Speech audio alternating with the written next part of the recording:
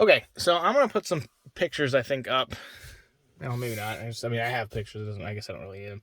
But just wanted to show you guys that you can indeed get the mirror cover off. It was a pain, and I'll tell you why it was a pain. It was a pain because of this plate right here.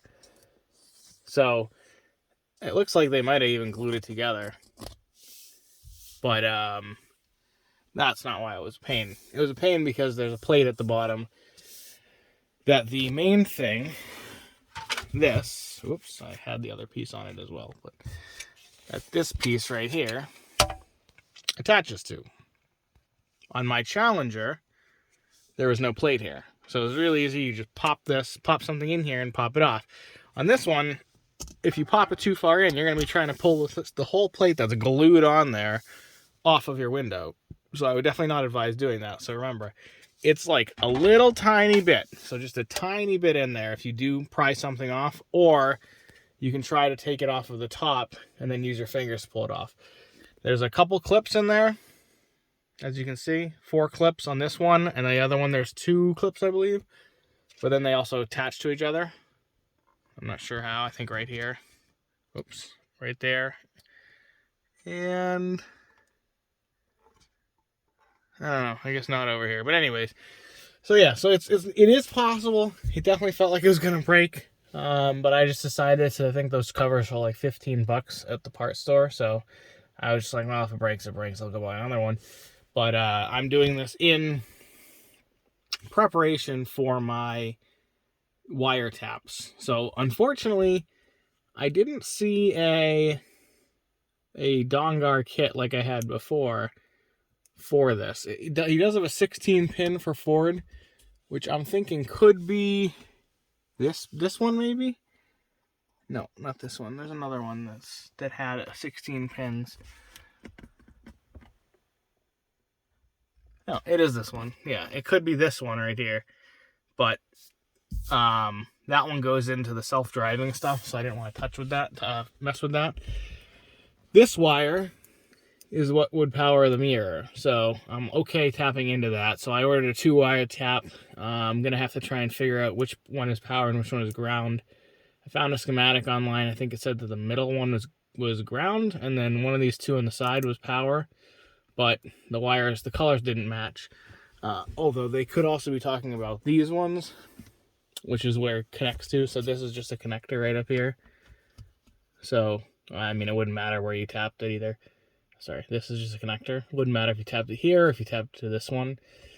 But anyways, so that's what I'm going to try and do, hopefully tomorrow if it comes. I do have a multimeter. I'm trying to figure that out. The prongs of the multimeter are too big to fit in this or in there.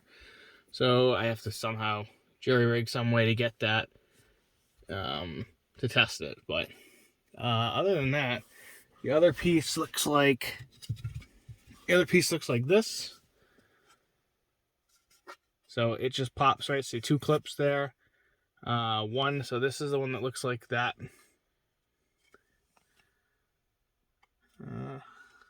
I'm not actually sure. Not actually sure what it does, but it goes like this. It goes like this and over. It's actually kind of a pain, but yeah, it goes like that, and then you put the other one over it. My goal will be to tap into this, then run the wire up here, and then down, and then put the dash camera right here. So up, in, and then down, if I have enough. The one I got doesn't look like it's very long, but I don't really have much of an option, do I? I could maybe pop it out just straight out right here as well, because there's no plate. But yeah, I didn't do all this scuffing up here. I don't know why it was so dirty, but this one might have been for me. But I didn't touch any of this stuff, so I don't know. I don't know how you clean that, but yeah. Anyways, so yeah, that's what it looks like under there. And you can get it off. It's not that hard, but I hope it goes on snugly. I noticed that every time I peeled it off, or every time I got a little worked at it a little bit, it got a little looser and not flush. So it might not end up going back on just perfect, but whatever. It's worth it, I think. I mean, having a dash camera is great, and not having to run it all the way through the door, like, over the A-pillar, then underneath the thing, and then into the outlet is worth it, in my opinion. So hopefully it goes in smooth tomorrow. I'm taking it on quite a road trip on Saturday morning, so either I'll be plugging it into the 12 volt or I'll be doing it as intended. So hopefully I do it as intended. But yeah, so that's how you, that's what it looks like under there. Again, I didn't record the taking this off just because it's, you know, I didn't know if it was going to work. So, and you need 2 hands for sure. But literally just, that's what the clips look like. Remember? So that's their clip location. It goes like that.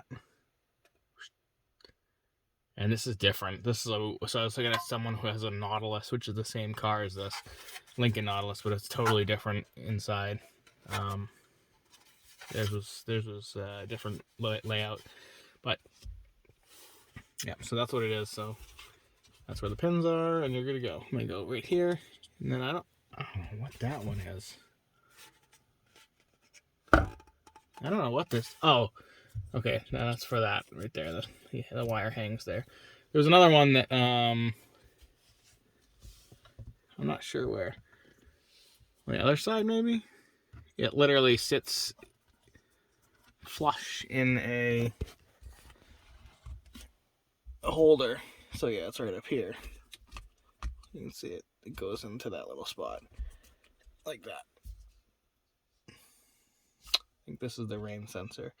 So, hopefully there's enough space in there for the cable I got. It looks like there should be, as long as I tape it off so it doesn't short circuit anything. But anyways, all right, I'll I guess show it once it's installed if it goes well.